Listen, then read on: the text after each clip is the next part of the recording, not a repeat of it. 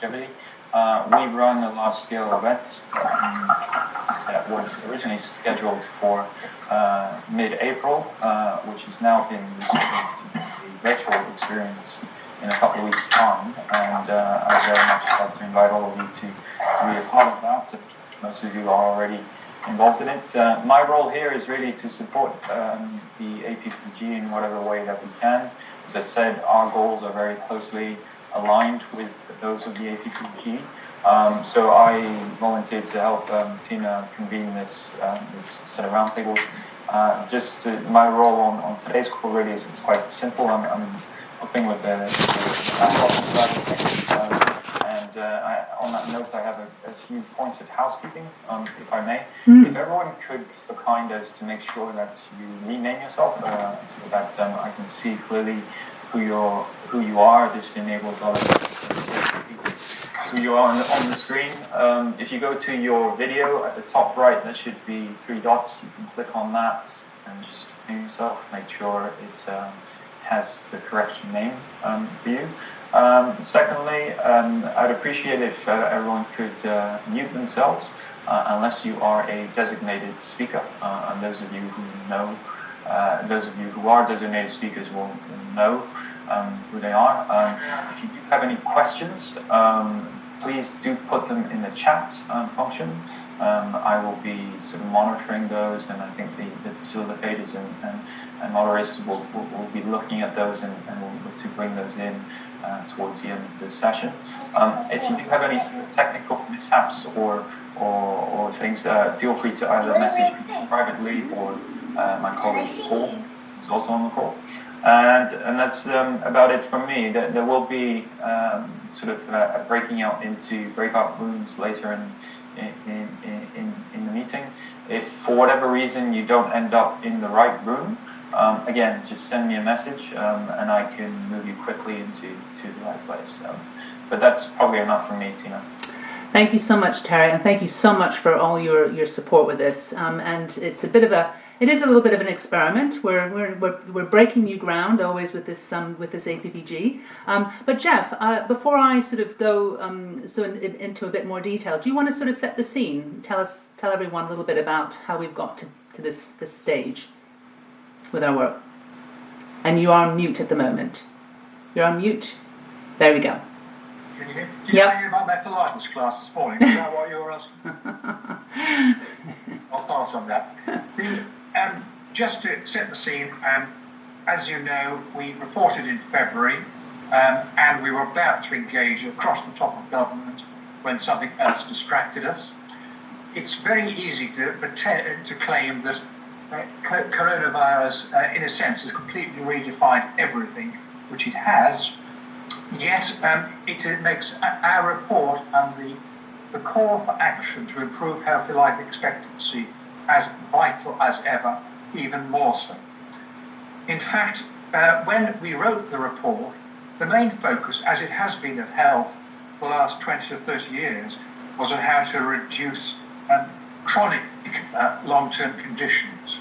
What has shifted has been that's still as vital, but now for the first time for many, many years, attempting to control infectious diseases has sat alongside it.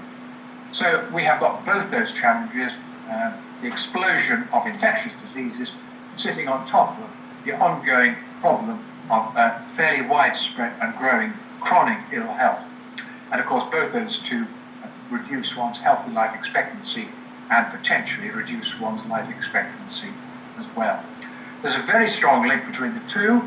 The link between the two is that if you do have chronic illnesses, and also if you're in poverty, or you've got other health conditions like obesity or diabetes, your risks of having coronavirus very seriously are much, much increased, as we all know from the recent ONS data. And Tina and I were talking with the Benefit Health Foundation 6 weeks or so ago about mapping this data so that we demonstrate the evidence of a very clear link between premature ill health and premature ill health risks and the risks of coronavirus infections in a serious way. So, in other words, this agenda is as vital as ever, and the contribution of business to improving the health of our nation is as crucial as ever, which of course is what the focus of this sequence of events, well organised by Tina and Longevity International and our partners.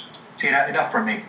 Yeah. So before we go into the next session, I think the timing is very interesting, and obviously unfortunate in the sense that we have obviously this dreadful pandemic. But of course, what we wanted to do was to essentially move forward the action plan, from the Health of the Nation presented in February. And it seems that really the timing, as we're living this experience live, so to speak, I think the timing is absolutely bang on right to be having this discussion. I think we're all starting to get used to this idea of this new normal. So really what we want to do is to focus on, well, how can we really harness the lessons so that we don't go back to the status quo and bottle up what really we should be, all the sort of silver linings, as it were, and what we can take forward.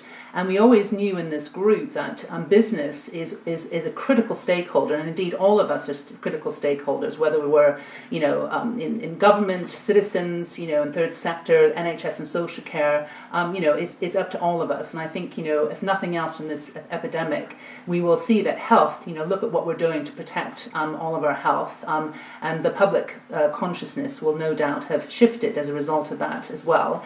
So now what we've done is we wanted to set the scene with some of our initial sort of what we call the lead discussants, sort of setting the scene from different perspectives.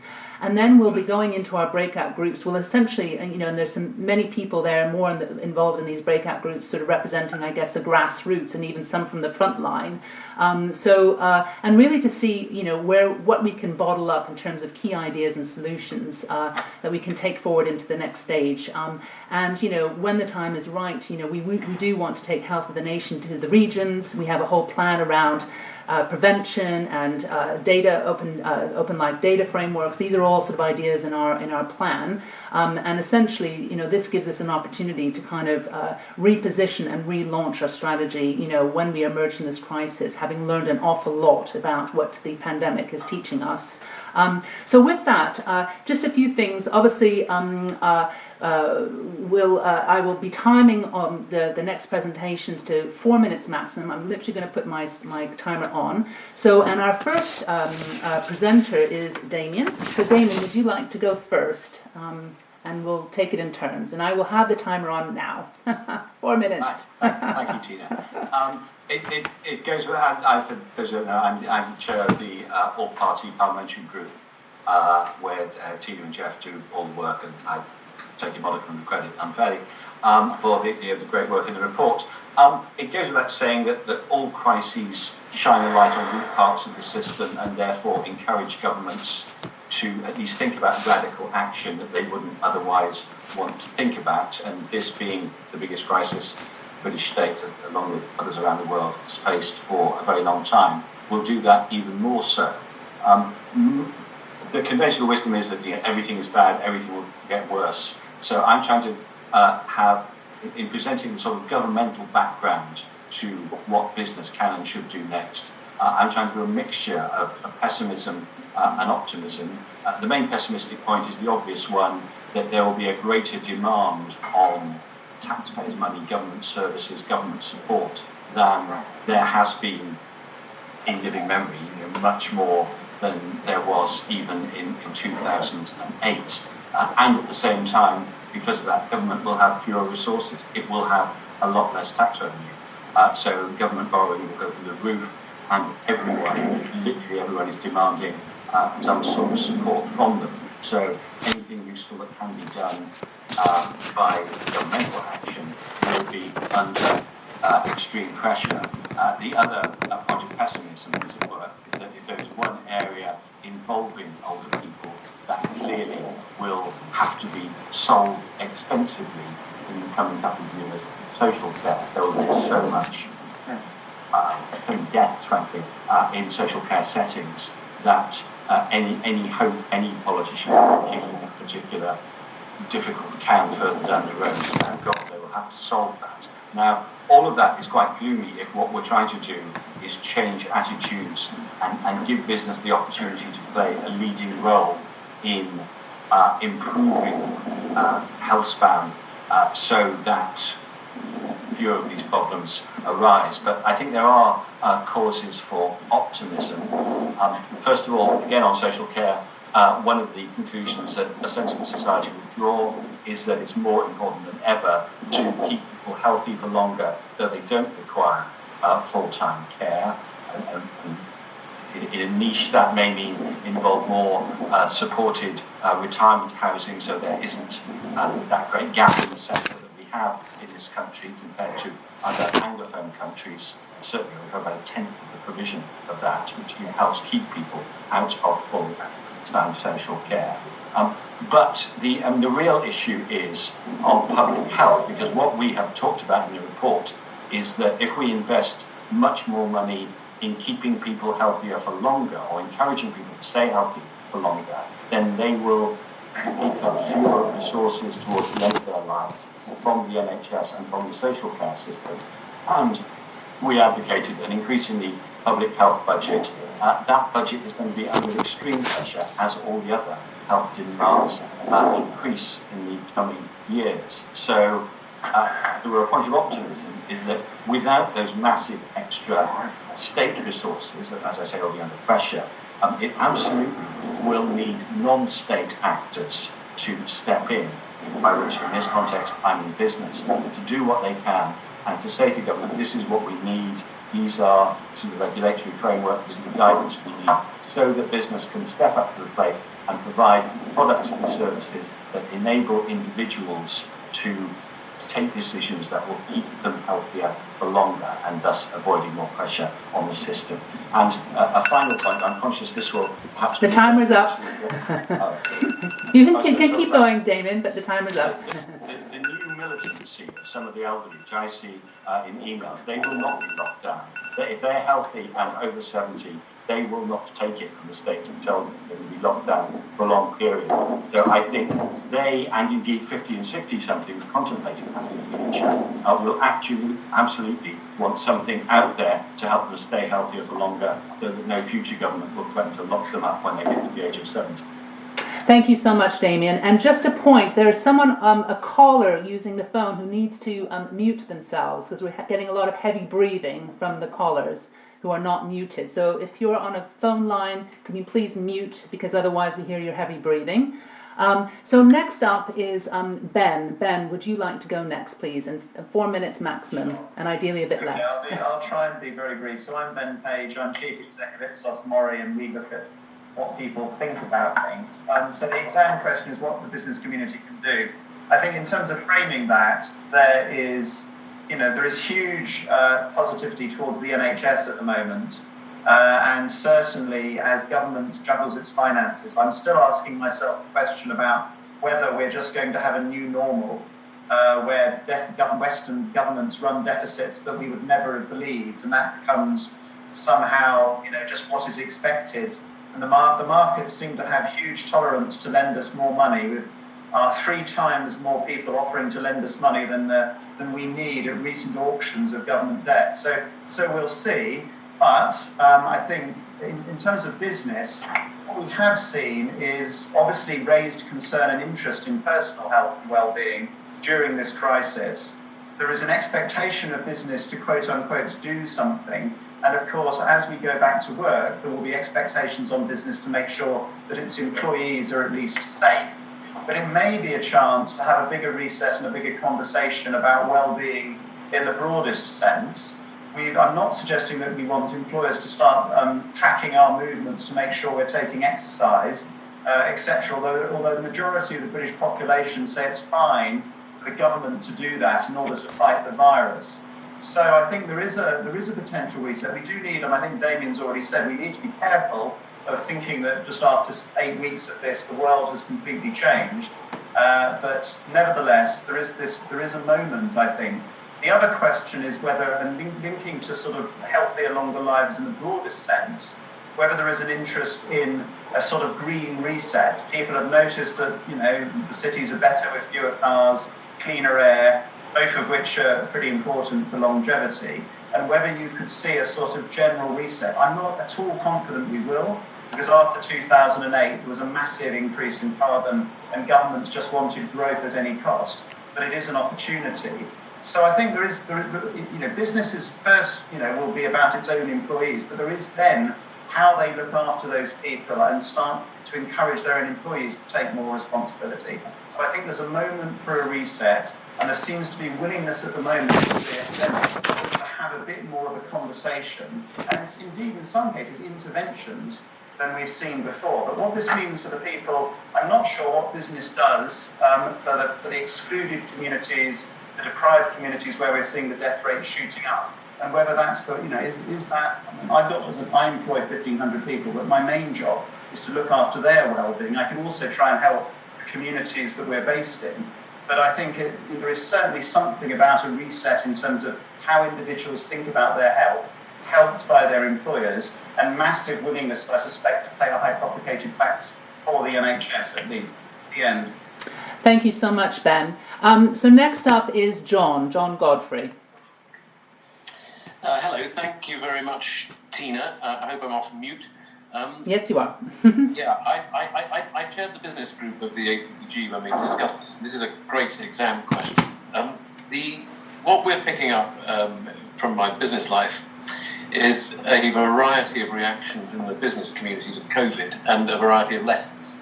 For some businesses and some sectors, this will be a pretty much unmitigated disaster, and it's toughest in areas like travel and hospitality, and in other areas it's very disruptive because it's accelerating trends which are already happening, like retail, traditional retail and commercial property, shopping centres and the like.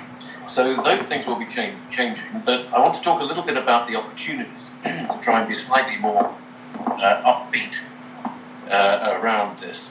And the first opportunity that occurs to me is around how business behaves as an employer. What we will, I think, see is after this is done and we return to something more like normality, an accelerated process of encouraging remote or agile or flexible measures to learn how to work remotely and from home. And for the APPG, I think an interesting question out of that is how do we merge that outcome with greater flexibility and better employment for older workers? So I think there's something to be done there.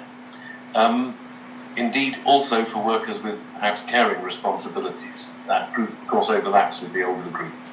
The second area really is how this might affect businesses as providers of products and services, and indeed as innovators.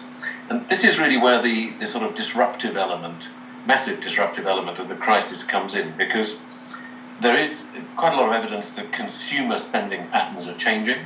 A lot of people have less money to spend, they worry about the money they do have, and people, of course, are being forced to do things online and digitally. So we will see, I think, quote-unquote, a good crisis for digital businesses. Most of us maybe hadn't used Zoom very much before this, but it's all very familiar now. Health and resilience is another key area. I think Jeff alluded to this at the beginning, that he was talking about how this underscores the importance of managing underlying long-term health conditions better, having a greater degree of resistance through better health in the population. This, I think, will undoubtedly lead to a surge in medtech, particularly where that uses digital again. And this combines with the other aspect of digital, which is the big tech companies already onto about how do you play this into an older consumer demographic, which has frankly been less affected economically by this than the younger demographic. More voice activation, more devices that work for more mature users. So we have that also, the condition management piece in medtech. Building industry will probably change fairly fundamentally as a result of this. It's been very hard hit, not just the individuals who work directly for house builders, but the whole infrastructure of independent contractors. That will be very tough. and I suspect we will see some acceleration of changes happening in house building, which we were seeing already, but this will happen a lot faster, more modern methods of construction. So we then turn, I then turn to what happens to business as sellers or encouragers of quote-unquote bad stuff, something we discussed quite a lot in the APPG group. I see it less in those terms as more how will this encourage... Okay, time is up, John, just so you know, so okay. Try and finish up. I think we will all have to focus much harder in my sector on financial inclusion because of the economic consequences. We will have to think about supply chains which have been threatened, and they will become more local, and we will, as already been said, speed up our action around climate. So I'll leave it there. Thanks. Thank you so much, John, and sorry I'm being so ruthless with time. So Andrew, you're next, please. Thank you. Okay, good afternoon, everyone. And as an economist who focuses on government debt and longevity, these are quite extraordinary times. We're focusing on change, but as I think many people have said, what we're really seeing is an acceleration of some forces, particularly around technology and how we combine work and home, and also particularly around an ageing society. Given the extraordinary way that COVID mimics the mortality relationship between age and mortality of all other diseases, it's just bringing to the fore so many issues that we have discussed in this group. And as Dominic Damien said, it's also focusing on the fault lines around inequality and benefits from technology, and raising all sorts of issues around how confused we are about age. I think Damien was spot on in saying there's also some positives amongst all of this. We're finally seeing a debate starting about what constitutes old, looking at the diversity at which people age and how not everyone over 65 is in poor health. And if we do have lockdown policies that focus on the over 65s, with 1.4 million of them still working, that's going to lead to some very interesting challenges. We've also seen the primacy of health over GDP, which I think is an extraordinary precedent to build upon. We've seen a rupture in our habits, both corporate and individual, which we can use to bring about change. And above all, we've seen notions of externalities and social obligations rise to the fore. And I think that's particularly important for this group, where we've got a long list of what businesses should do. The question is, why should they do it? And I think that's going to be a really important shift. We've also, I think, seen a rise of civil society, which I think is also going to be important and helps raise the issues of intergenerational connectivity. In terms of this group and the business agenda, I think there's obviously new problems, but there's also an old agenda.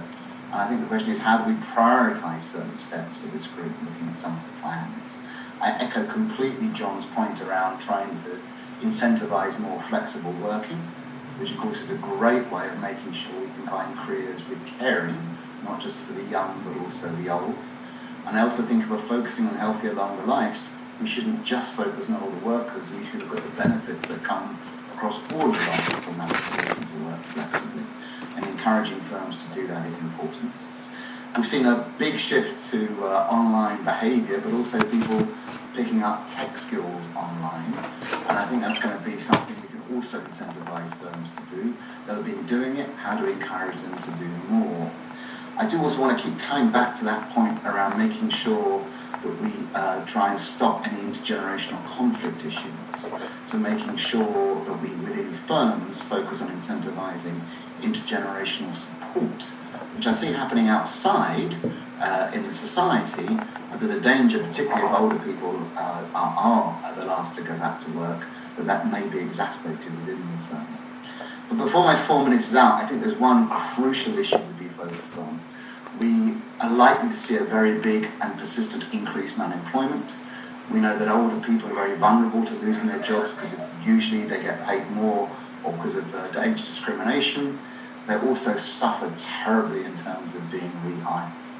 And rightly, a lot of focus will be put upon the young and how they regain their economic footing, but I think incentivising firms and trying to reward them for not getting rid of older workers or for hiring them when they do is going to be an absolutely paramount importance. For many, this crisis will mean they'll be working longer, and we've got to make sure that we support them. Excellent, Andrew, and just before time, which is amazing. So thank you. Yvonne, you're next, please. Thanks very much, Tina. So I work for Mercer, human resource consulting firm, so we specialise in looking after people and employment. So it's particularly important that we look at how employers are responding to the pandemic and what the business community can do following this. Some of the main work going on at the moment are us looking at the concept in 3 stages, so respond, return, reinvent. Through the stages, we're seeing a lot of emphasis now on how work is designed. So flexibility has been mentioned by several of the speakers already. But it's interesting because we see flexibility in 5 dimensions, not just 2 dimensions, which is most people look at. Most people look at when people work and where people work as the whole gamut of flexibility. But actually, what work is done, so how jobs are constructed, who does the work, so whether it's a full-timer, a part-timer, a contractor, whether it's outsourced, whether it's a robot, is another aspect, and how work is delivered, so the sort of phasing and peak flow of work. So looking at a sensible model to totally restructure the employment deal and approach, we believe, is something that the business community will come together to work on together. We're already seeing the temporary talent sharing approaches between some firms where they're sharing and swapping talent in high demand or high supply scenarios. There's going to be an enormous loss of jobs, and the impact of that on financial wellness is a major concern for me and our industry. The impact of the economics on both defined benefit and defined contribution pension plans is profound, and I think there'll be huge ground for individuals to make up those losses through those impacts in any short order. Age discrimination has also been mentioned, and it's very easy in terms of downturn to look at the older generation as the first to be cut in a redundancy exercise, and we see now lots of press and evidence around how age discrimination can be carefully explored and looked at and be avoided, because it's very easy to cut that population first. We're also seeing companies think about phased retirement.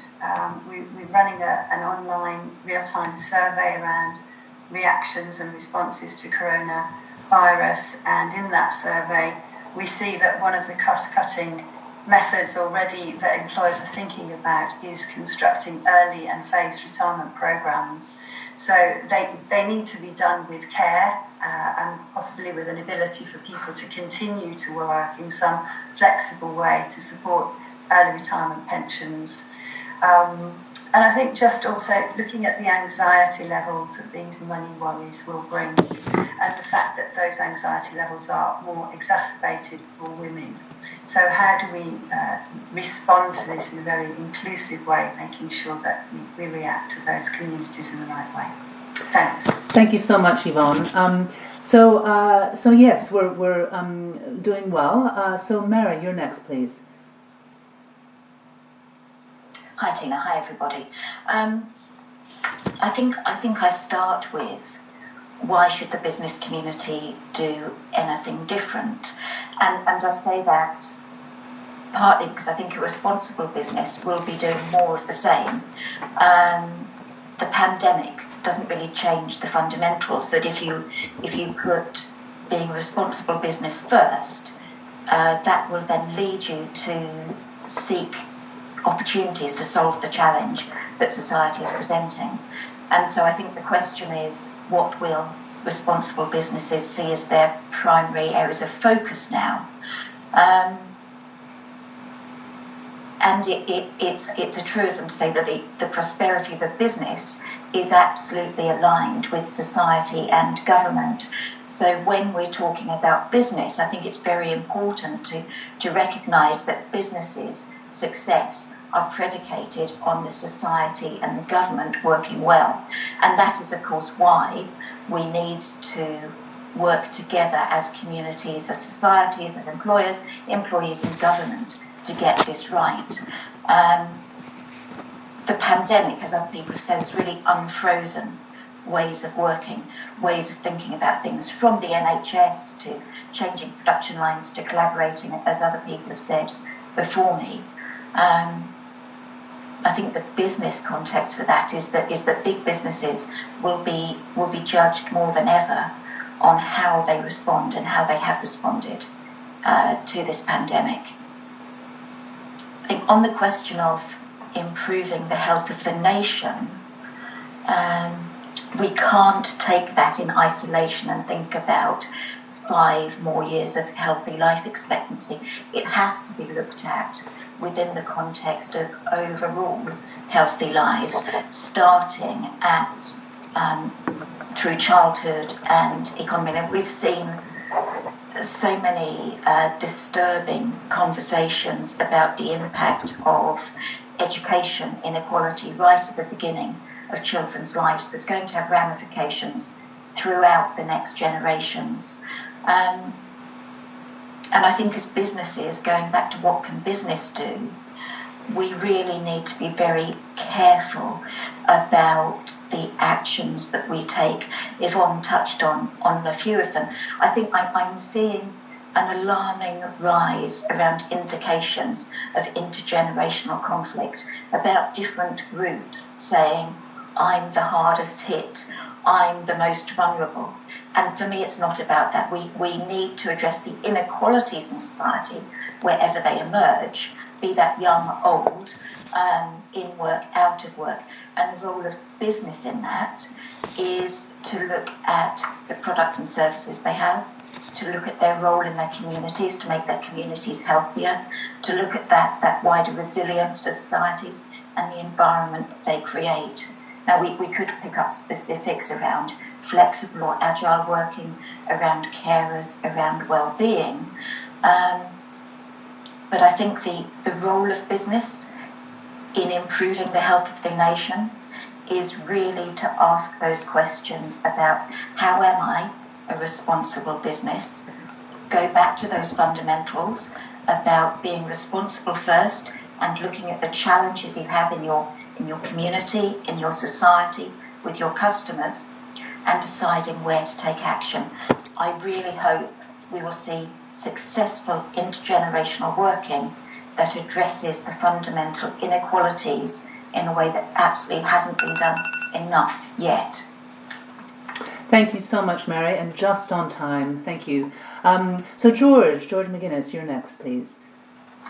Hi, it's George McGuinness. I'm from UK Research and Innovation, the Government Research and Innovation Funding Organisation. So I suppose I'll start with that in point. In many companies, one of the early casualties of the crisis has been cost savings in the R&D and innovation space. And some of Andrew Scott's colleagues would say that actually research from previous recessions has shown that those that invest in R&D and invest in maintaining stakeholder relationships and understanding what's going on are those that emerge as most successful. So it's a worrying early sign. And I think we know for real that there's going to be difficulty in collaborating across organisations. Much of the best innovation happens across business and academic and other interfaces. And it's going to be particularly difficult to do that in a co-production way with older people while lockdown continues. So we could see some of those worrying aspects of that. I also worry that many of the businesses that we would see focused on healthy aging, particularly those that are impact focused and really bottom up, are going to be really badly affected.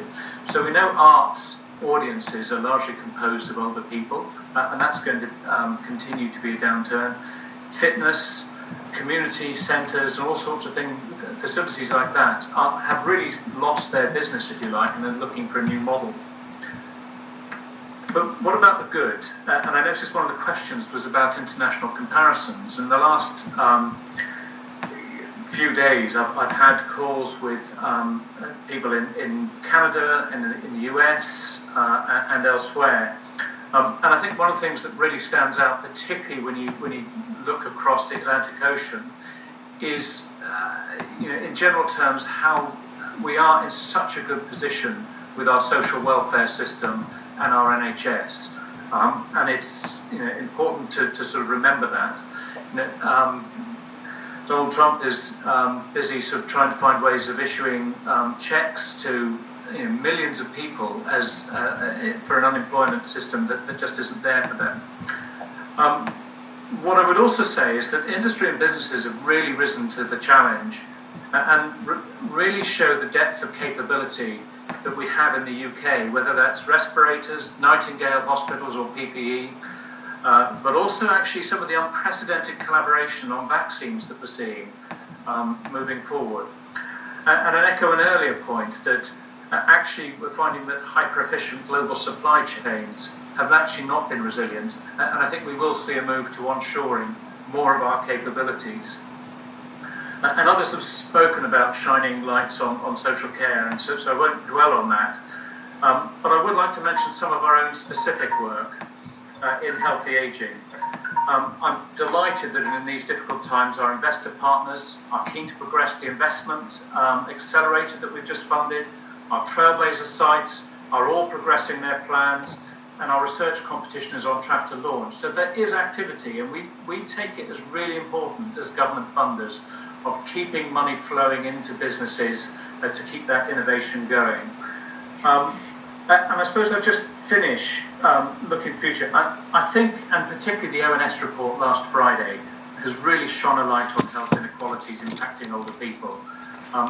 2 months ago, I was sort of worrying about how do we make a case for healthy ageing when the NHS is crying out for funding and Marmot is saying it's early years. I think this has really helped make the case that there is a really pressing need to look for support for people to live healthier and more independent lives.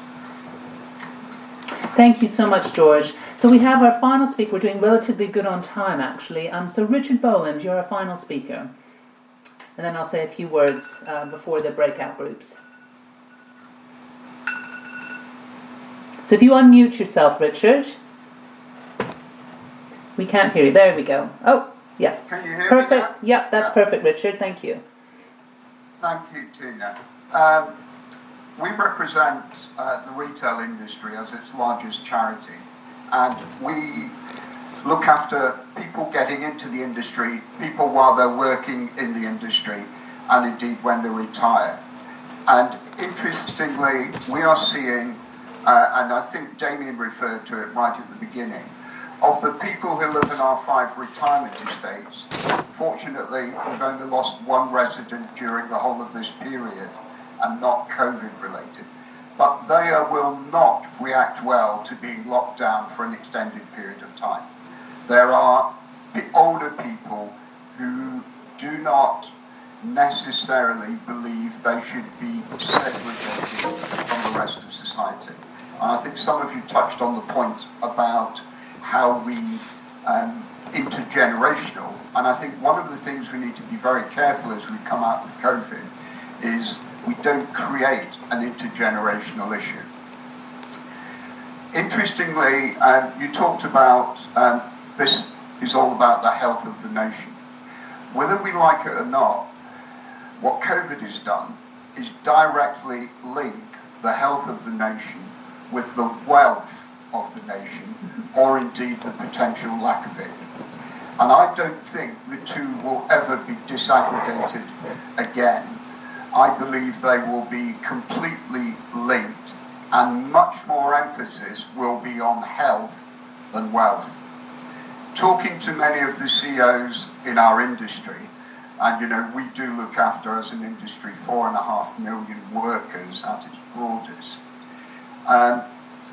Resilience and bravery are undoubtedly going to be the key attributes that leadership is going to have to demonstrate as we come out of this crisis. But increasingly, I am hearing CEOs use words to describe how we will need to be a kinder society. We will need to be a kinder community of employers, and we will need to take much greater care of not only our workers, but the communities from which we earn our money. Much of this could be helped by something that I came across a few months ago. I was talking to a lead partner in one of our PSF firms, and he said to me the crisis that retail has gone through in the last 2 years about too much space on the high street and too much space in shopping centres is actually 5 years later also going to hit the use of offices and premises. And if there is one thing that COVID has taught us, is that actually workspace is more important than workplace. People in the future will be able to work remotely and at home, and this could be well used by us as a society as one of the greatest ways of levelling up, dare I quote the government, for the future. The well-being of our nation is linked intrinsically to both physical and virtual support. The virtual support that we have seen over the last 2 to 3 months is that the digital age has enabled us to provide support to hundreds of thousands of colleagues in retail, which frankly, if we tried to do it in the old traditional physical methods, it would never have happened. So the lessons for me are a kinder society must emerge. Workspace, not workplace, is what's important. We cannot separate health of the nation from its wealth, and industry is beginning to embrace that. We need to create businesses that believe in kindness as much as resilience and bravery in their leadership. Thank you. Thank you so much, Richard. That's excellent. So we're only 3 minutes behind schedule now. Just a couple of words before we assemble into breakout groups. There are 5 breakout groups. We have 5 breakout facilitators and up to 4 active participants, and the rest of the and all observers will be randomly allocated to the 5 groups. Do keep sending your questions through. Everything is being recorded. A note to each of the facilitators, please do press the record button in your local meeting so that we can record each of the 5 discussions. Everything will be assembled and digested, obviously, and informing the report that will be produced after the 4 round tables. So with that, let's, fingers crossed, Terry, we're going to now assemble into breakout groups. We've got 20 minutes. Each facilitator will have 2 minutes to feed back when we resume in 20 minutes. Thank you so much. And the top 3 ideas and solutions for our exam question, please. Thank you.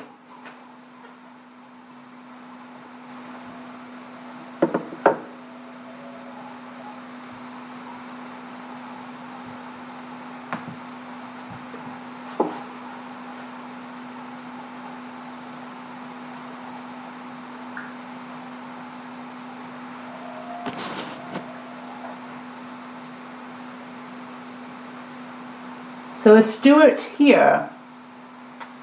Sorry, Marina. Marina.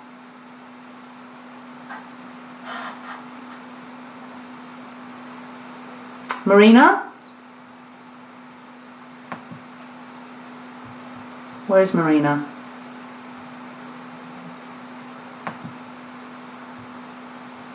Terry? We don't seem to have Marina on the line.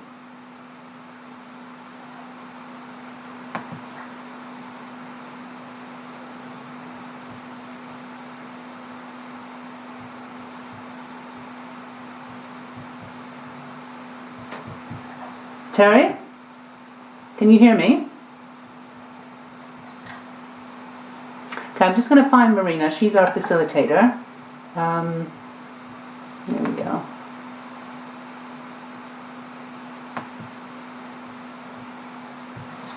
Sorry, sound check. Yeah, I can hear the sound. Is there any other facilitator on this group? Maybe we've mixed up the groups.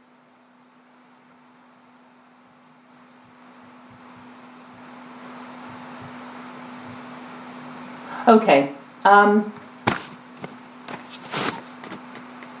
I think what we're going to have to do is I will lead the discussion in the absence of Marina, although I hope she will join. I'm not sure what happened to her. Okay. Well, so our active participants. So Chris, are you there? Chris Bourne.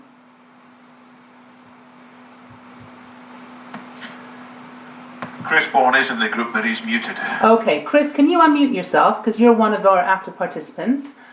Jeff Southern, can you also unmute yourself?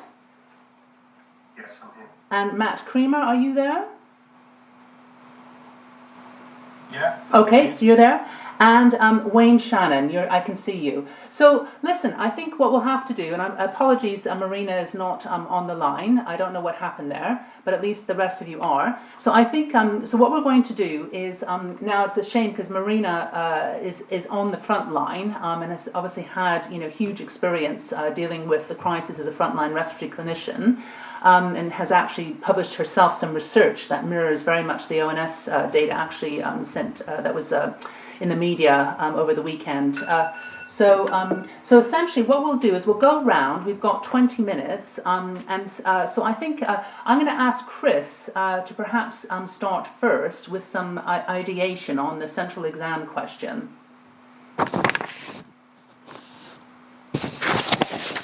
Chris, is that okay? If we, or who wants to pipe up first?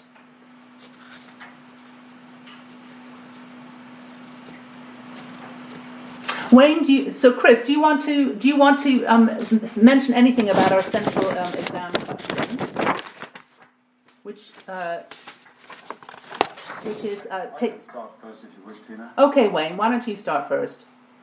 I'm going to come out to very partisan. Because the two companies I'm involved in are both healthcare companies, and they're both focused on really just the health of the nation. One of them, Stabilitech Biopharma, has developed a vaccine for COVID-19. And the part I'd like to bring out is the difficulties that we are having in getting the public to notice. Quite rightly, Oxford and Imperial have got a lot of publicity, and they're doing a very good job. The only thing is, I think there are a lot of companies which have innovative solutions they should be taken very seriously, and in some cases, and particularly our case, I think it is a world-class solution. It's a scalable solution, and we need to have a way of addressing this. Now, the government has brought up the vaccines task force, and that is a way of getting around Whitehall, and that is working for us, but it needs to work for other areas in addition to vaccines. And there are things, my other companies in stem cells, this is an area which could be helpful for therapies if you do catch. And I think we need to have a way of addressing that. And one of the problems that we're finding on the stem cell side is that the regulatory framework is not very helpful. When you're collecting cellular tissues, you have to be a regulated organization, you have to obey certain standards.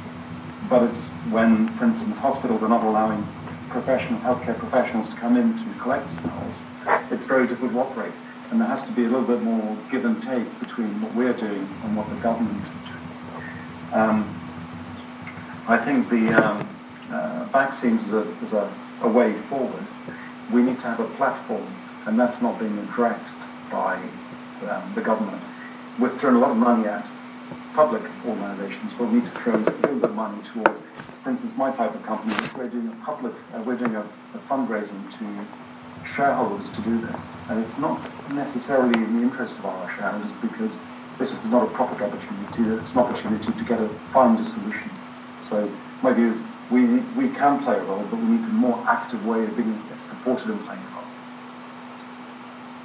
Thank you, Wayne. And Wayne, I don't know if you want to mention some of the challenges that you had just to get your vaccine to the stage that it's been. I don't know if you've got any commentary there about making it easier. And I see Marina is now joined, so I'm going to hand over to her in a second, which is wonderful. So you may just want to comment on that, and I'm going to hand over to Marina. So Marina, if you want to unmute your phone, that would be great, and then you can take over the chairing role. So we're just hearing from Wayne about his experience with vaccine development. So Marina, if you can unmute your phone, I'll hand over to you. Thanks very much, Tina. Hi, everyone. My name is Marina. I was supposed to be facilitating this group, but I accidentally ended up on room 3 instead, so Terry's kindly moved me over. My name is Marina. I'm an NIHR academic clinical fellow in respiratory medicine. I do a lot of research on health inequalities in both the chronic disease arena and also in the COVID arena. Can we quickly just introduce people? I think I'm expecting Chris, Jeff, Matt, and Wayne. Is that right? So Wayne has just been on, yes. So we may want to hand over to someone else because I'm just conscious of time. Cool. Thanks. Hi, Wayne. Hi. Do you want me to continue or? Just continue your point, yeah. And then I'll shut up. What I was saying, Marina, was we have developed a vaccine. It's an oral vaccine. It's different from anybody else's vaccine. It's actually a capsule. And a capsule, this, as you well know, this is absorbed by the gastrointestinal tract, by the gut, and therefore elicits a mucosal response. And all of the other vaccines we're developing are systemic responses, they're injections. And as we know, COVID-19 doesn't go into the system, it stays in the mucosa. And my argument, really my request was that I think the government, with its FOCA, with its task force, it needs to be supporting private companies with innovative ideas as much as it's supporting our leading academic institutions, which do need supporting. I'm not criticising that. They definitely need supporting. But also innovative ideas like this really needs to be given as much highlight, because potentially this is more scalable. We can, in theory, put up in the post. We don't need injections. We don't need 67 million people standing in a line. This is something which is infinitely more growable, and over the long term, you can do multiple administrations, not a single administration, because it's done orally via the gut, and you don't get immediate effect, basically. So that's a quick. That's really very interesting, actually, and I think you've highlighted quite nicely there how academia and business sectors can come together to work together. Just as a point of interest, does your innovation, is there a process for perhaps researching or for trialling it and all the safety mechanisms that we would see in an academic context? Yeah, of course. We only start our clinical trial in June, and it's an adaptive trial, so phase 1 and then an adaptive side, going from 250 patients up to hopefully several thousand. And we're working with, actually, Guy's and St Thomas's to do the clinical trial. Okay. So yeah, that's very interesting. Thank you very much for sharing that. And I think a lot of us would agree with you that there definitely is a space here for government to support the collaborations between the business sector and also academic sectors. I think there's a lot that can be achieved by coming together, particularly in this context. Thank you. Was there any other contribution perhaps that you wanted to make? I'm sorry I missed the earlier bit, and so I may have missed some of what you said previously. Only I think on the regulatory framework, I think the regulatory framework is that in collecting cells from hospitals with only one person being allowed in, it's just not possible to have a very strict regulatory approach. It needs to be a little bit more, there needs to be more relaxation to allow for some flexibility without dropping standards.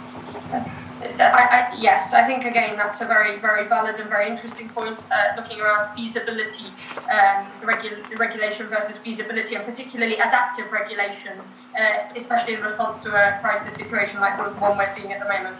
Okay, that's very helpful, thank you. Had anyone else spoken? Or shall we move on to perhaps Chris Bourne? Yes, hi Marina. Hi Chris. Thank you. I think I'm frozen. Anyway,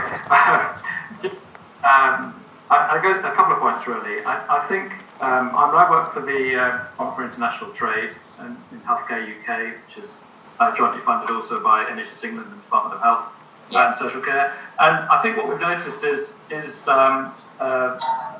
we've been able to recruit and find so many more innovative companies that are working on particularly things that will support older people in their homes or in institutions that help to assess, diagnose, treat, rehabilitate, etc. older people and the younger people, but in lots of different settings. And the innovation that this is producing and the adaptation to meeting the COVID requirements has been extraordinary. I mean, we've identified at least a dozen, it's probably more like 16, 17 firms now that have done two things. One is they've adapted to COVID, their digital health offers, and B, they've changed their business model in a way, because they're saying we're going to offer these for the moment for free or a cost recovery, both to the UK as a first instance and also to other markets.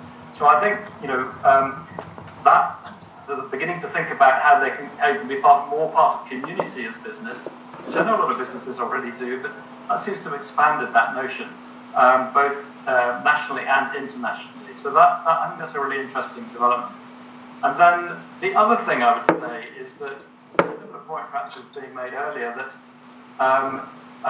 we obviously are very keen to be able to promote companies both as potential places for investment, or both places and companies for investment, but also as exporters.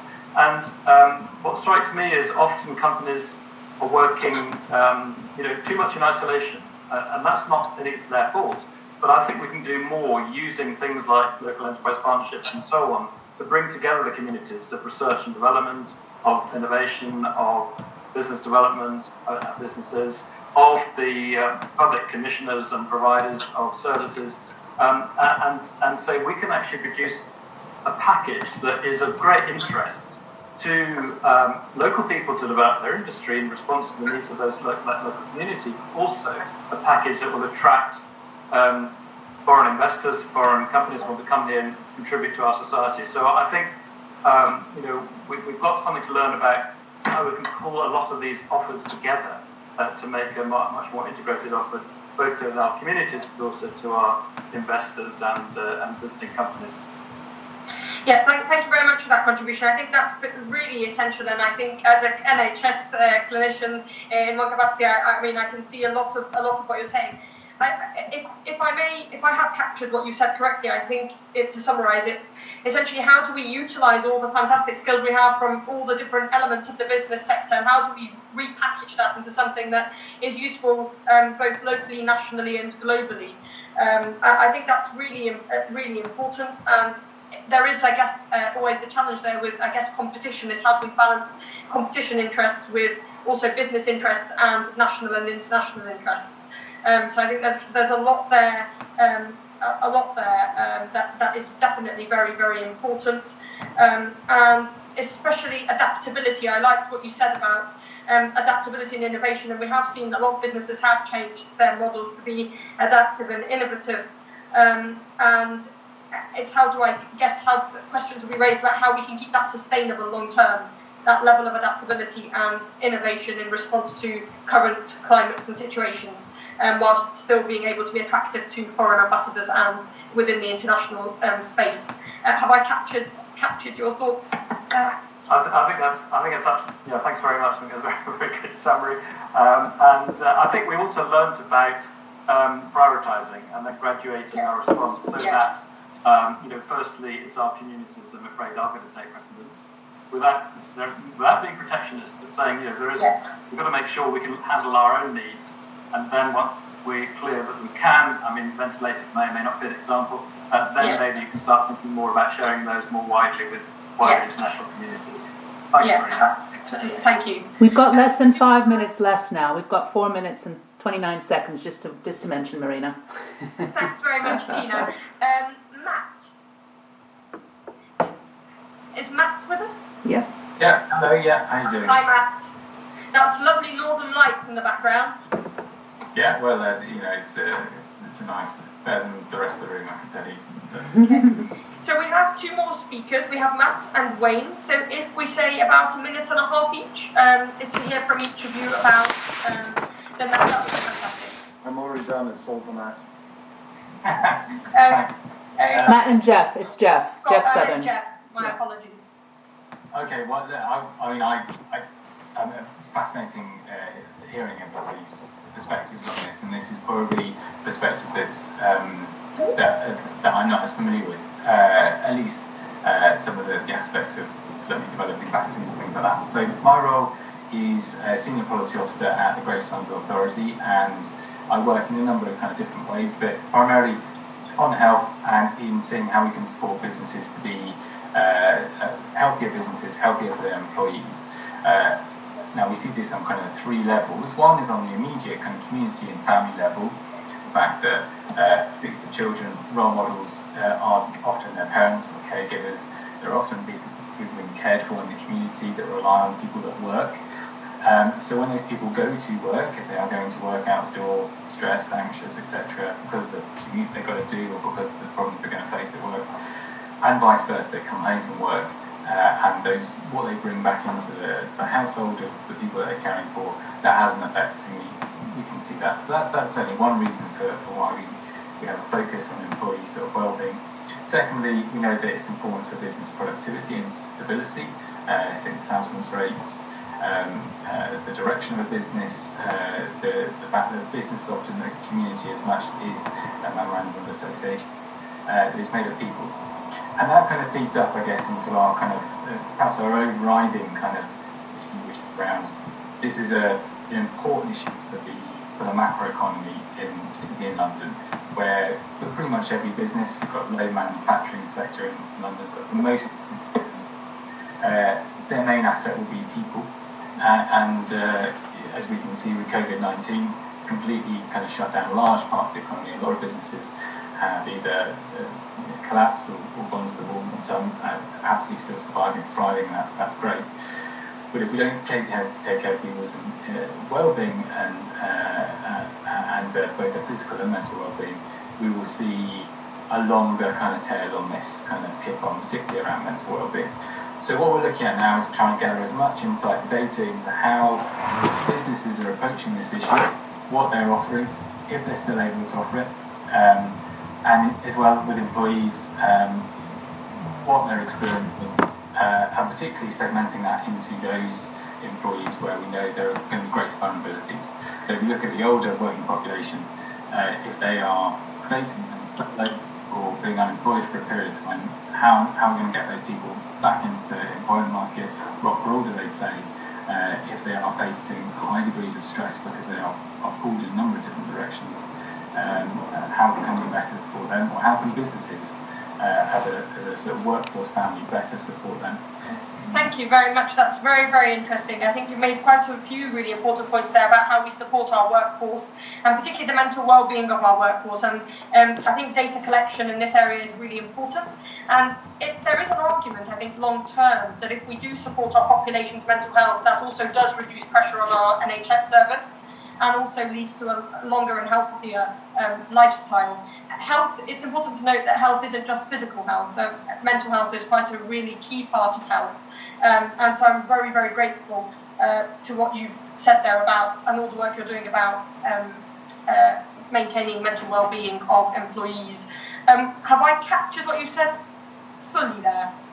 I think so, and I think probably just add that we will probably see the next pandemic, if you will, and they've spoken about this as well, being one of mental well-being, mental health.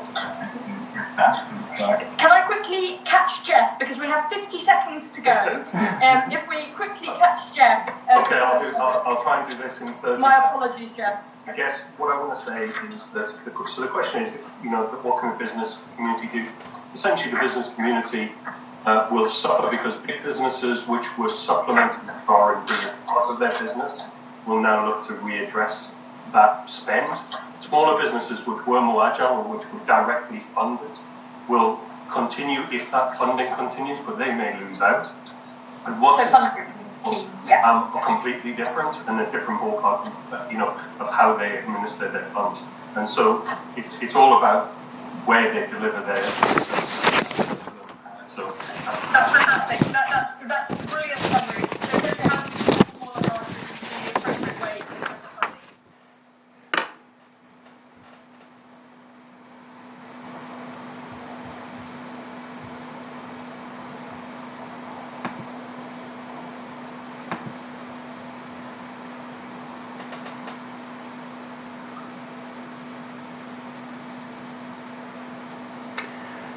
So can everyone hear me? Yes? So I think we are now, everyone's assembling back. We're in the process of reassembling back.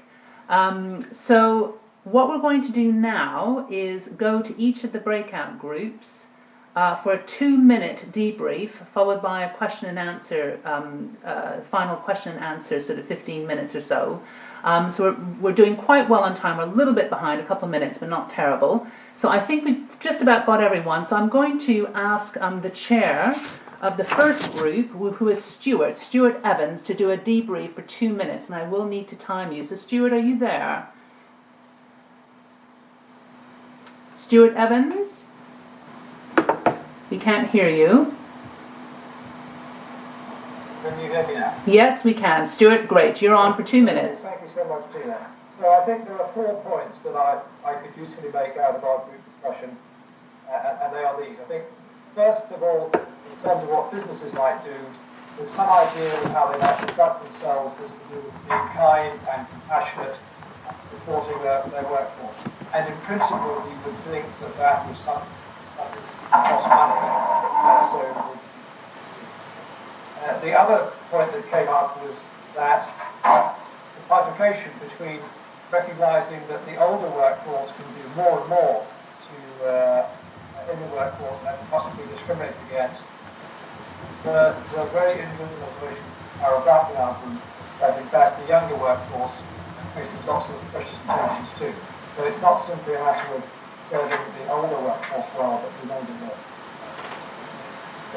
A strong sense, particularly for those of us in our group who were slightly older, that it would be a terrible mistake if lockdown was mandated for the over 70s or whatever it might be in a black and white way. These conditions on our circumstances. And of course, I think the converse of that is that the fact that people under 70, some of them might lockdown might be the right thing for them, given their health needs. And finally, an interesting comment from one of our speakers, Switzerland, that reinforced what Charles said around health and diet and how important that was. And at a very sort of simple level, maybe that's a story that hasn't when staff canteens reopen, serving more and better healthy food. So that's it from me, Tina. Thank you. Fantastic, that's excellent. So, we've got time to spare, 22 seconds. So I'm going to go to our next facilitator, who is Eric Kilstrom. So Eric, can you do a debrief? And meanwhile, do keep the questions coming, through the chat line, everyone else, please. So Eric, you're on. Okay, great, thank you. We had a good conversation. We had plenty of people contributing in the chat channel, which was quite busy. So I think we had a lot of conversation from different directions. I'm going to try and summarize in 3, but there's probably more. So forgive me if I don't summarize it enough, and I would encourage everyone to put it into the chat if I miss anything. But in general, I think we looked at to build on what a lot of the speakers had already said. Some of the points made by the speakers earlier were absolutely spot on. I think we tried to build on the points that they were looking at, in particular looking at the opportunity from a holistic perspective. I termed it more from like a strategic perspective as opposed to a tactical perspective. I think businesses really need to step up and look at it as an opportunity and review all aspects of the business, from their customers to their shareholders to their employees and all the other stakeholders. One of the simple things that was recommended that organizations can do is sign up to the Responsible Business. I think it was a Healthy Aging Consensus Agreement statement. Anna Dixon had very kindly put it into the chat, and I think she's just done it again. So we would recommend that being one of the quick things that people can align to. One of the important aspects that was made was an alignment of interest. Mary mentioned it in her presentation, and Apriha from Barclays mentioned it in our conversation around how does this drive return on investment. Mary talked about alignment of interests from an overall perspective, but I think productivity is good for the employee, it's good for the employer. Flexible working is good for everybody, and Anna Dixon was talking about how the lines between our home and work are blurring, particularly in this lockdown situation. But bringing all of those lessons learned and accelerating the learnings, as John Gottfried mentioned earlier, will accelerate some of the benefits. The remote working will accelerate some of the benefits of flexible working going forward. So looking at it from a holistic strategic perspective, making sure that we align interests around ROI, and being a responsible business in signing up to the Healthy Aging Consensus. Excellent, Eric. Thank you so much. So we're going to go to our next facilitator, who is, and I skipped one actually. I went straight to Group 3, Eric, rather than Marina, which is Group 2. So sorry about that, Marina. So Marina, would you like to go next, please? That's absolutely fine. Thanks, Tina. Thanks everyone in Group 2 for really helpful input. So our group discussed the role for academia and business coming together to create innovative solutions and working within the regulatory frameworks, and also how we should perhaps strategically or create flexible and adaptive regulatory frameworks to support business and academia coming closer together to adapt to situations such as the one we're in, and perhaps long term as well, around how we manage the nation's health and we minimise multi-morbidities long term, as well as rolling out innovations, for example vaccines. We also heard about the importance of bringing together the best of all of our businesses and repackaging that into an innovative and adaptable solution that works both locally, nationally and globally. So how do we, I guess, bring together all of our business interests and all of our business abilities to create opportunities for investment and to build remote companies for places of investment and exporters that would be, lucrative across the scale and effective. Prioritisation is really important. We have to prioritise the health of our communities and our local areas first before we go beyond that. But there is a role for looking both at our local communities and our local health, and also then beyond that nationally and globally. We also talked a bit about how we look after the mental health of our employees, and that's a really, really important thing because, as we know, there'll be a lot of changes to jobs and the way in which employers and employment practices take place after this situation. And we need to be making sure that we are supporting healthy businesses and healthy workers' practices. So an emphasis on both physical and mental health is really important, both to look after the health of our nation and also to minimise pressures on the NHS. And one of our speakers did also talk about that in all of this, one of the most important things is to support businesses to be able to do all of this. So supporting both small businesses and larger businesses to come together to be able to innovate with academia and to be able to support what are really good investment opportunities locally, globally, nationally, to improve the health of our nation. Thank you. That's great, Marina. Thank you so much. So we're next going to go to Richard Barker's group. Again, 2 minutes, please. Richard, you're on mute. Great. Thanks. Good. So thanks very much to all of the members of the group. It was a lively conversation. And we echo some of the points that have already come up about speeding innovation and collaboration.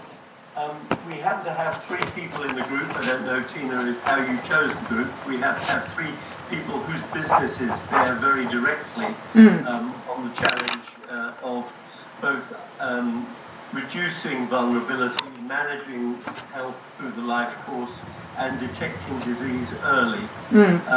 So, in fact, I think we've formed already a subgroup out of our subgroup to take those ideas forward, because, as you know, I personally have interest in AI and how AI can assist that process. We also talked about systems and the optimization of systems, that systems will have changed and business needs to figure out how it can better participate in system optimization. And then 2 points towards the end. One from Anne James, who made a very good point that there's a huge gap between scientific advice and political decision making, and that implementation is what's in the gap. And business is good at implementation, and there actually hasn't been a mechanism in the past or in this crisis to leverage businesses' skills at formulating plans and implementing them. I think that's a very interesting general point. Also, Roy Sandbach has made the point very forcibly that when I talk about the business community, there is no integrated sort of entity called the business community. It's a set of groups with different interests, and many of those interests are intensely local. So we should be analysing the roles of business in terms of common interests, rather than expecting the business community as a whole to take initiatives. Thanks. Excellent, Richard. We're doing well. So Michael Wood, our final facilitator, so 2 minutes, and then we'll break into some questions for our final. Thanks, Tina. I'm not going to do this justice. It was a great discussion. Something really focused on measurements came out strongly. So how are we supporting businesses to measure well-being and what are they doing about it? And perhaps there's lots of practical surveys we have at the moment, but how can we be a bit more targeted? How can we bring some of our academic colleagues to help try and understand what interventions businesses can use? So how can different segments of society, different segments of their own workforce? A question about policy and legislation. Are businesses, do they understand how to push at the envelope of policy and legislation, perhaps when it comes to flexible working? We've seen how popular that is. What is possible for businesses to do that already exists? Perhaps we might even need to look again at what new policy and legislation needs to come through to support businesses to grasp some of this. Something about training. So it's one thing about flexible working, but actually if the different tiers of management are not fully understanding the impact on people and their health and well-being, then that can actually act as a barrier. So perhaps there's something about the need for training throughout organisations at the different tiers for understanding some of this. Productisation. So actually one thing business can do is fill the gap. So what tools are out there and products are out there and markets are out there for different parts of our society? Perhaps for some of those people over 65, and how has business thought about the opportunities from COVID that meet how we want to run and live our life? Something about really important conversation about actually if you're in academia, how can you reach out to industry and the types of industry that people routinely connect with on the high street that we don't use in our research already. So I think it's a really interesting point for ourselves in some of this. And something about lots of businesses invested in perhaps in social impact in the coming years. And actually it'd be fascinating to observe whether those businesses that did that, just how they respond to COVID, and whether that investment starts to be repaid in different ways, and whether other businesses will look across to that, Tina. So that's a smattering of what was a fascinating. Excellent, that's wonderful. Thank you so much, Michael. And I know you're involved in a reset campaign yourself, and will be very active taking a look at this. So we've got about 10 minutes left. Now, I was just scanning all the questions, and of course there's a massive array of questions that have come through. There's a few there's a few sort of themes emerging, and I guess what I'd like to do in the remaining 10 minutes and go round to our 8 lead discussants is this question about prioritization of all the things that we've heard. With the problem with this APPG is we can often want to boil the ocean with all the ideas, and in the end we have to be quite sort of specific. And just wondering whether we can have a little bit of discussion around how we prioritize this, again, going back to the exam question, to reduce health inequalities and enhance healthy life expectancy. I think the whole health and wealth question is really, really interesting. So just a comment, and we had a few comments, and I'll just read them out, that sort of relate to this, and also asking about, the international experience, whether there's anything we can learn from here. So Thomas Seo said to everyone just a little bit earlier, trying to wrap my mind around here, what lessons can business learn to further the healthy longevity agenda, broad range of responses from remote working to addressing ageism, and to drug discovery. So, again, quite a disparate group. And just so this prioritization point, if everyone can comment on that, and also what we can learn from abroad. There are a few questions actually on the chat line about what we can learn from Germany and abroad. So could I just go round in the remaining 10 minutes, and Jeff, do jump in if you have some other questions you'd like to ask, but just to, I guess, kickstart the discussion. Who'd like to go first amongst our 8 discussants on prioritization, what we can learn from the international experience?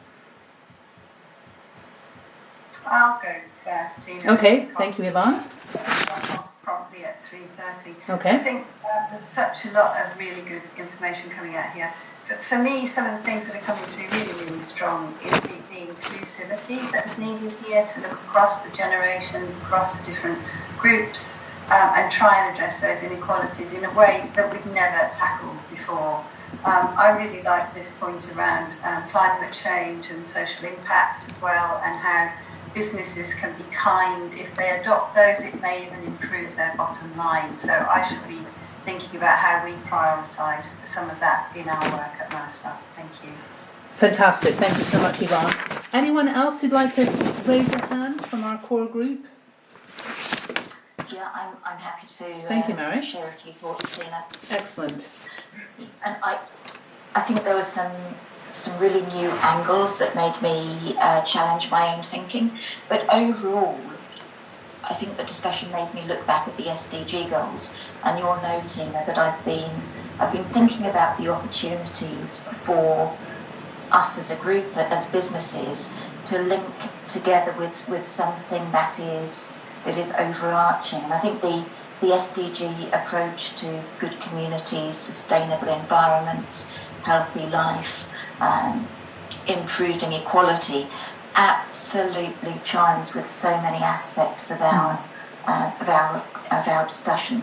So for my part, I'm going to go away and maybe look at mapping that in a bit more detail to see how we could use the work that the UN is doing more closely in our reaction. Excellent. Anyone else from the core group? George, you want to go first, and then we'll go round. I was going to pick up on a couple of comments. I think the regulatory framework that has been adapted in this thing is been really important for businesses in being able to move, whether that's the framework around medical trials or the regulation of novel respirators. And I think it really shows that there is more that government can do if we've got a very clear signal of what's important to enable businesses to innovate rather than to sit there and regulate them out of existence. Yeah, fair point, George. Thank you. Eric, did you say you wanted to say something? Well, yes, there was just quickly in our group, I didn't get to mention too much, Karen Taylor from Deloitte was talking about partnerships between business, academia, and healthcare, and strengthening that. I mean, I think, there's a framework that's there. Lynn then commented in the section here about strengthening that. I wasn't quite sure where what she was mentioning on that, but I think that collaboration would be quite important. In the if Lynn wants to jump in on how it should be more flexible, that'd be great. Excellent, thank you, Eric. Does Damien would like to say something? Yeah. Two things. First of all, very much to endorse Joyce's point about speed of regulation and speed of decision making. That I think one of the lessons for government in this, which business can't relay often enough, is that speed of decision making, the sort of speed of decision making we've seen during the crisis, ought to become the norm. You ought to be able to take decisions faster when you're not under extreme pressure, but government will go back into its own ways. And the other point, more generally, is the point everyone's made that if you actually want to have a longevity strategy that works, a lot of it has got to be aimed at much younger groups. And we changed the entire mindset so that actually a successful policy for healthier, longer living is actually aimed as much at the young as at not just the over 70s, but even the over 50s. And that's where it may be that it can intersect with issues like the environment and so on, which we know already in the forefront of the minds of lots of the under 30s. Absolutely. John, do you want to comment on that? Because we've heard about the SDG goals, how the business will be guided, through more ethical investment. Any comment on that? Yeah, I was going to come in and say that health equals wealth was a fantastic strapline at the beginning. There's some good evidence of how that works when the Stevenson Pharma report on mental health put a cost to business of mental ill health. And that actually spurred a lot of companies into doing stuff about it because you could work out what the price was. If you look at climate, again, a lot of companies and investors, big money, is taking that very much more seriously now. not necessarily because of all the public pressure and the sort of moral side of the equation, but because it's become a core part of risk management. And I think a risk management framework around health is something that is absolutely worth promoting off the back of this crisis. In the same way that we now think as a big institutional investor about what is the risk of a stranded asset if you're invested in a coal field or an oil well or whatever it is, we should be thinking about the stranded asset risk of things that cause health risks. I think you can then develop a framework which is really compelling to the business mind. Really interesting. Yeah, absolutely, Andrew. Absolutely. First of all, I just want to echo what Damien said about making this about everyone and not just focusing on the old. It's different this time. This is the first pandemic and there's more people aged over 65 than under 5. That changed a lot because the young have got their grandparents still alive in a way they didn't with the Spanish flu. But more importantly, when the Spanish flu hit, only about 50% of 20-year-olds would make it through to 70. Today, that number's more like 90%. So I think we've really got to try and encourage that way of thinking rather than young versus old. But if I just come back to your homework question about what we prioritise, and I think particularly APPG, Healthy Longer Lives covers everything. We had a brilliant discussion from a whole range of experts on what it includes. I do think with this group we need to focus a little bit on how do we get policy to influence business, and take on point Damien's absolutely right, there's not been much money around.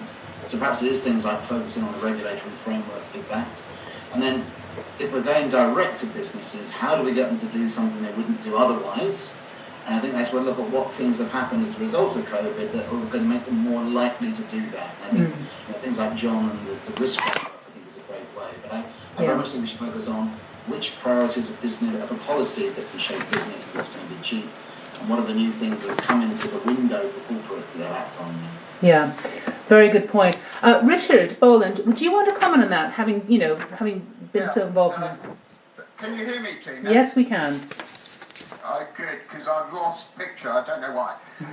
One of the things we have got to be able to do for business, and there was a lot of talk about return on investment, and whilst that is obviously vitally important to business, social return on investment is equally becoming much more something that needs to be promoted as part of the business agenda. And therefore, it's not just about shareholder return on investment, it's about social return on investment. And that links to the point that was made about social impact. And actually, good social impact will in time be good .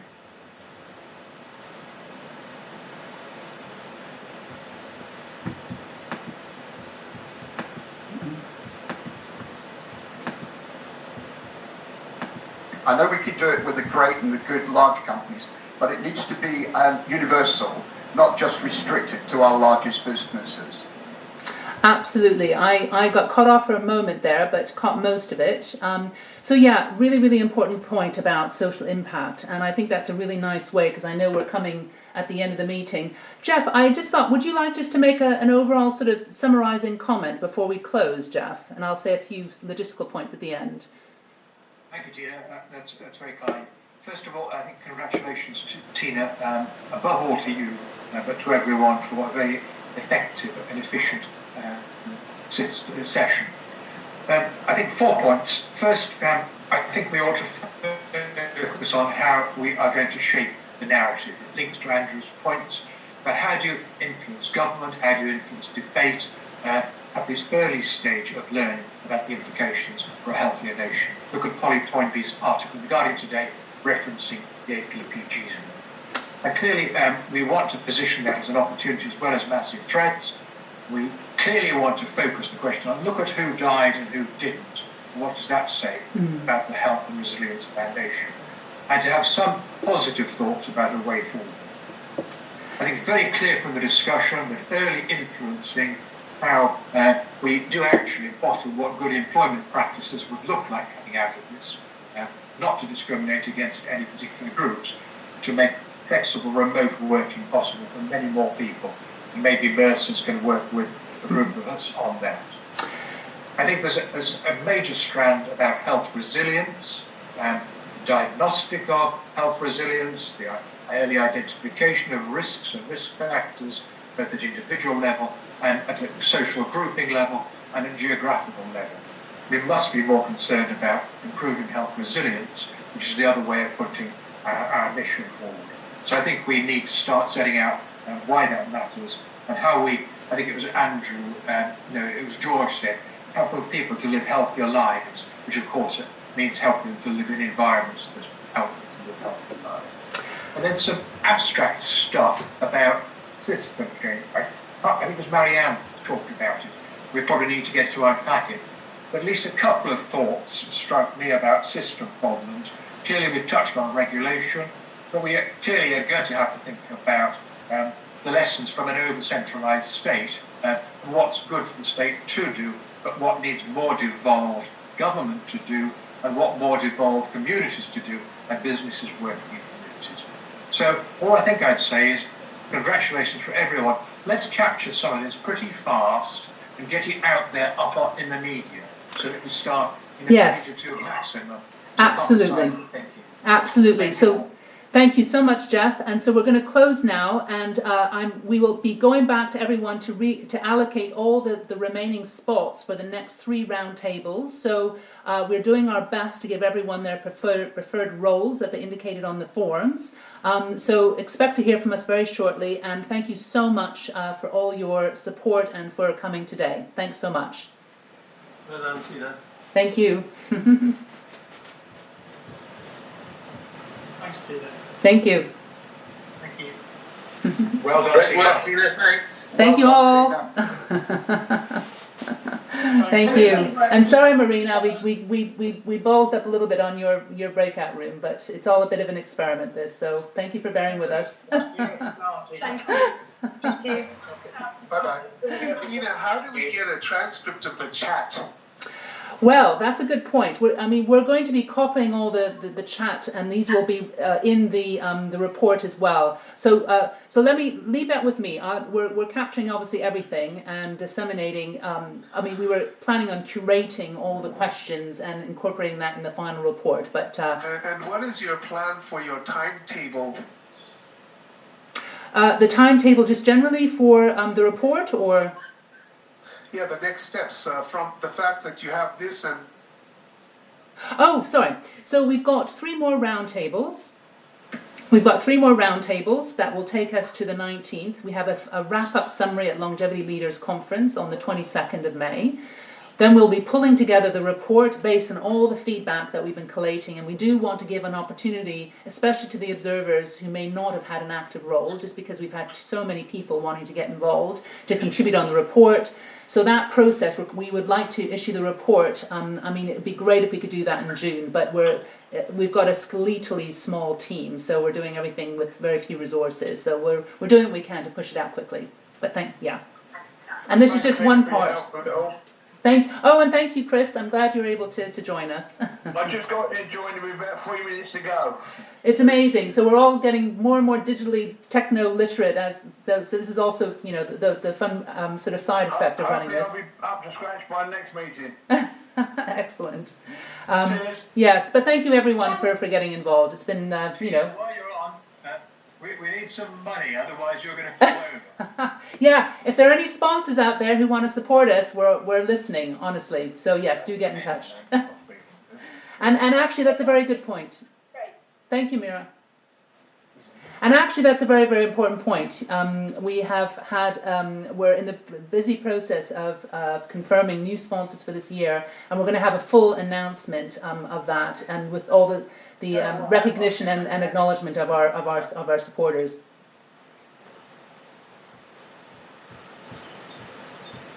Tina, that was a wonderful effort. Thank you so much. Thank you, Richard. Really, really good. Thanks so much, Richard, for joining. Thank you. Yeah, but if anyone has any other questions, please, we've got some time now. You know what my main one is? To make sure that working family carers are included in to help a healthier life to avoid further pressure on social care. Yep. And I know your Mending the Gap has been a huge sort of campaigner on that cause, so we need to hear more from you and bring that into the discussion. Absolutely. The way the NHS has faced the impact and carers have faced the impact, something's got to budge before it all goes bang. Well, and I know there's going to be a lot of discussion on that, and I know John Godfrey has been very involved in that that debate as well. You know, who's been on our board as one of our Most of all, lead. Tina, thanks for putting up all my messages. So I'm not exactly I'm a technophobe. Well, we try and do everything to support everyone on the APPG. But thank you so much, Chris, for joining us. Any other questions from anyone? So, Richard. Just one quick one here. In the group we were running, Yeah. we had a discussion about the areas in which older people are better at doing things than younger people. And the whole thing has been dependence and having to take care of. Let's turn it on its head. Now, I do know that although processing power goes down quite rapidly after 20s, focus and concentration, which is a primary requisite for business activity, goes up in the 50s and in the early 60s. Still got a bloody meeting, don't I? Have you got any other any other work that you know of which actually accentuates the strengths and benefits of older people? Any research that strengths that is about? Sorry, say the question again. Do we know any research? Do you have any research on the strengths and benefits of older people, where they perform better than younger people and are a genuine asset? There's loads of Marina's. Yes. I work in the Institute for Inflammation and Aging at the University of Birmingham, and some of the research we've been doing is looking at intergenerational working. So when you have an older person and a younger person put together in the same environment, what the mutual benefits are. That work is still ongoing and unfortunately has been paused because of the COVID outbreak. But I think we actually do have ideas along those lines, and I think you're hitting the nail here right on the head with this stream of work. I think there'd be a lot coming out of it. The preliminary things that we were seeing were that actually working with younger people has cognitive effects, improvements for older people, and there are intergenerational benefits mutually. Yeah, no, very, very interesting point. Oh, and George is holding up a book, How to Live Forever, which... Yeah, that has quite a lot of stuff on exactly what you're talking about, Richard. So Mark Friedman, who's quite a leading light in the US, I think it was Andrew Scott who recommended that I read this. It was very good about intergenerational benefits. And actually, just sorry, Marina, you wanted to say something else? We do find... Oh, Adrienne, sorry, we're going to let Adrienne speak, who hasn't spoken. Just a couple of small points. In the US, Encore, which was started by Mark Friedman, is a way not to waste your skills. Yeah. But in order to think that way, we really have to rethink what we mean by retirement. And I think coronavirus has made that very us more capable of thinking about working from home, possibly expanding possibilities of longer making money longer. But my other point was that in the conferences, there's really been this tipping point from biohacking, changing your own biology. It's a big business. Yeah. And right now, we're thinking about behavioral changes, the coronavirus. In our group, the question was asked, who lived and who died? A lot of it had to do with money, and a lot of it had to do with personal behaviors. So some of this is a business opportunity, and change behaviors, and sell the ability to change behaviors. And a lot of it is a government opportunity to reestablish what public health. So I think that's a very big picture in all of this. But going forward, we're thinking about what are we doing every single day of our life to make us stronger and less vulnerable, so we're not the vulnerable population. Absolutely. And I know, Lynn, I don't know if you want to make this point, just picking up on what Adrienne was saying about all the biology of aging, which has been thrust into the spotlight with COVID, which is quite fascinating and very relevant. Exactly. Thanks, Tina. I've been involved in a conference last week and one the week before where all of this stuff on aging is being looked at under the lens of COVID. And it is increasingly evident, and people have been talking about immune senescence, immune vulnerability, that it's critically important that we support the health of people as they age so that they have this continuing resilience as they go forwards. In fact, a huge number of people from across the world are actually putting papers out there all the time looking at the biology of aging, how it informs on vulnerability to COVID. Again, the ideas of, not the ideas, but the data on who dies and why they die is coming out, and it's very important. And you may or may not have seen that Tim Spector's group, who work on twins and have been looking at longitudinal aging, have been dissecting away things like the genetic components of aging and COVID susceptibility. So there's a huge amount of biology of aging that's important here, and a lot of the, not biohacking as such, but the drugs that can improve healthy outcomes in aging, things like metformin that are already in the clinic, or statins. It's now important that we look at those and find out whether people do better if they're already on these so-called geroprotectors. So data analysis is happening at the moment, and that should be incredibly informative as to whether we can modify the process of the biology of aging to improve health outcomes. Thank you, Lynn. And I know there's a couple of people on the line I can see who've been very actively involved in this arena, and also in nutrition. I know Manfred is very involved on the nutritional front, and I think Ilya, you're also quite involved in that as well, aren't you? I don't know if anyone wants to comment on that, and I guess this is a bit of a free-form sort of post-event discussion, see where it goes. But it's all very, very relevant and interesting. Ilya, did you want to say something? Because I know you've been very involved in here. Yeah, I think I'm Ilya Stender. I'm a longevity advocate from Israel, from the Israel Longevity Alliance.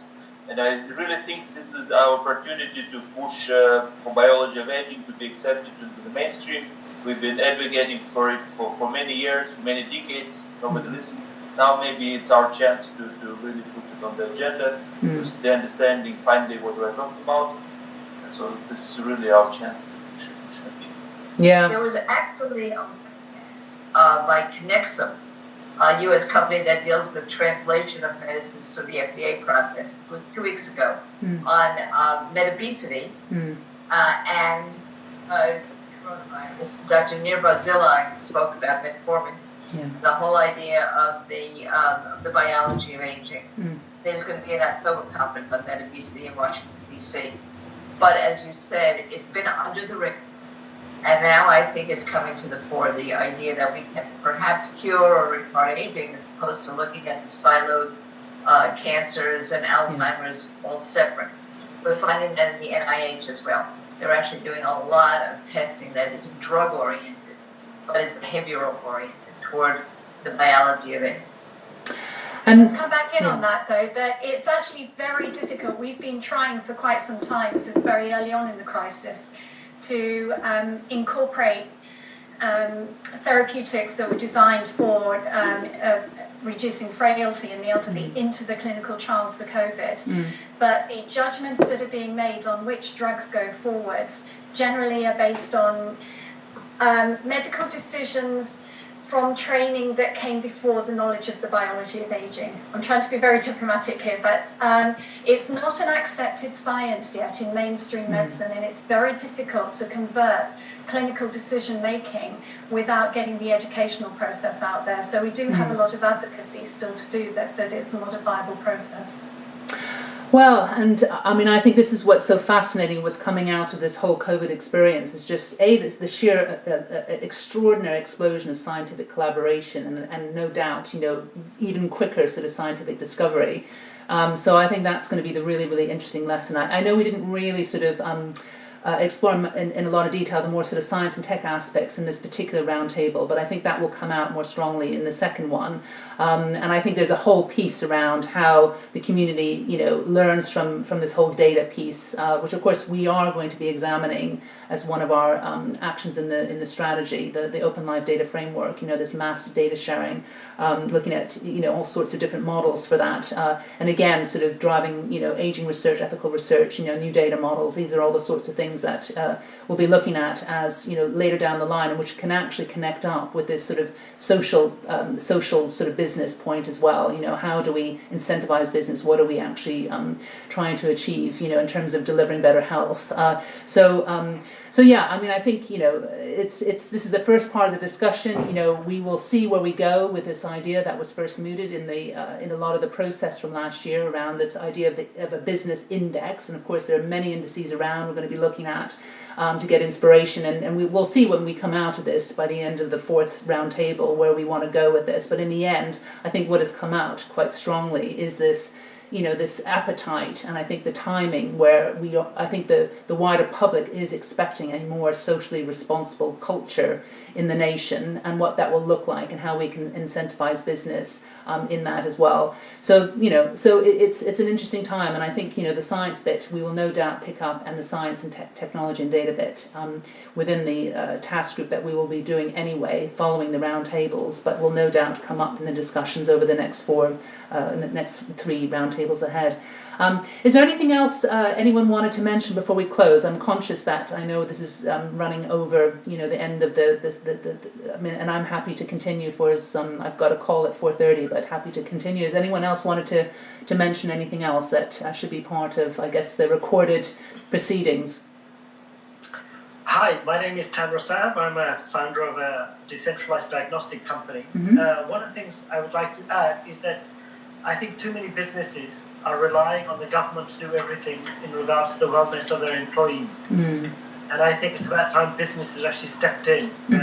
We can learn from some of the startups in California and other places that are taking a very holistic approach, by providing quality food at premises, providing transport, and providing adequate health cover in the case of the States. But here in the UK, I think everybody's just leaving it to the NHS to deal with their employees. So that has to change. So I think that's a really good point, and actually something that came out really, really strongly in all the discussions, which led to the Health of the Nation strategy launched in February. We're trying to actually, part of the purpose of this group is to shift this idea that the NHS and social care are the only gatekeepers to the nation's health. I mean, or the responsible for the nation's health. It's taking a much wider view of that. In the end, it's all of us. And the citizen, business, everyone has to take a greater responsibility.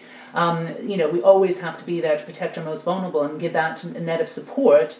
But really, it behoves all of us to take a much greater sense of responsibility, and hopefully that will be one of the silver linings from this epidemic. Manfred wanted to make a point. I saw you raise your hand. You wanted to say something about that. I think what you just brought up is this old, very well-known Kennedy word. I mean, let's not only think what the government can do for you, but what you can do for your country. And this is linked to what came up. And Tina, it's now not on nutrition. Also, everybody knows how important it is, and everything would be nothing without it. But what came up a few times, and this is linked to what Tan just said, the regulatory frameworks. I think. Without throwing out the baby with the bathwater, but I think they need to adjust. First of all, in terms of speed, we need to react much more quicker. And second, with regards to health and disease, we have been categorizing this. Here's health and there's disease. And with omics technology, diagnostics, which was mentioned a few times, this will become a bit more transgression from one to another without having this one or the other, so this binary approach. Here I think, again, we need to help the governments with science to see what can we achieve, and we should not be in the future not be too dogmatic about this, one or the other. So here I think we need to help together the governments to come to speedier decisions. Yeah, I think that came up quite a few times actually in the session today. So absolutely. Any other comments that anyone would like to make? And of course we will be following up with an additional feedback form if things come up, to mind that you forgot to ask today. And we're trying to give everyone a say, as it were. I mean, it was quite. We weren't quite expecting such a response to get involved, so it was difficult for everyone to get highly active roles for all the 4 meetings. But so far, it seems to be working, and I think my internet connection is now starting to get a bit dodgy now. But any other points that anyone wants to raise before we close? Terry, I think we managed to just about pull it off. our giant experiment with a few tiny hiccups, but for your patience, and I'm really pleased that it seems to work. As you said, we're hopefully going to manage to get some really useful takeaways from this. Yeah. Glad to be able to support it as part of Longevity Leaders, and hopefully the next 2 or 3 roundtables will be just as productive. And when we sort of wrap it all up at the Congress in a couple of weeks' time, we'll have some pretty neat takeaways. So yeah, that's it from me. I'm happy to close the meeting now if you are. Yeah, I think that's it, isn't it? So. Thank you, everyone, for all your support, and hopefully see you on the next one as well, to keep the conversation going. Thank you so much, everyone.